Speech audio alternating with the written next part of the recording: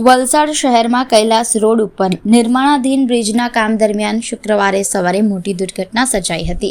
Bridge બનાવવા માટે ઊભું કરાયેલું માળખું અચાનક ધરાશાયી થતાં 5 જેટલા શ્રમિકો કાટમાળ નીચે દટાઈ ગયા હતા।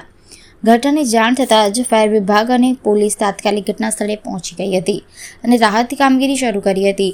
માહિતી મુજબ બ્રિજના 2 પિલર વચ્ચેનું માળખું ઊભું કરવામાં આવ્યું હતું। સવારે નિયમિત કામ ચાલી રહ્યું હતું તે દરમિયાન અચાનક માળખું તૂટી પડ્યું હતું।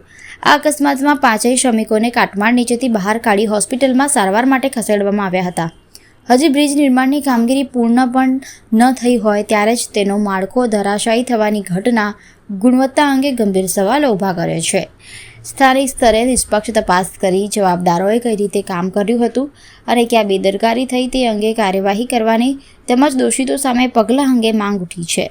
ઉલ્લેખનીય છે કે ઔરંગા નદીનો જૂનો પુલ જર્જરિત થઈ ગયો હતો અને ચોમાસા દરમિયાન પૂર આવતા લોકો માટે ભારે મુશ્કેલી ઊભી થતી હતી।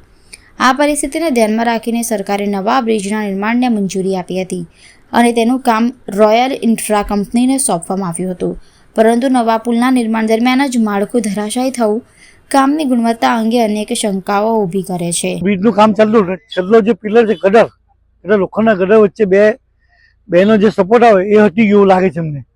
પણ સ્મશાનમાંથી બધા સ્મશાન ચાલુ હતું, ફોન આવ્યો, સ્થાનિકો પર ભેગા થઈ ગયા ફોન પર, એટલો અવાજ જોરમાં આવ્યો લોકો ગભરાઈ ગયા કે આ શું થયું હશે।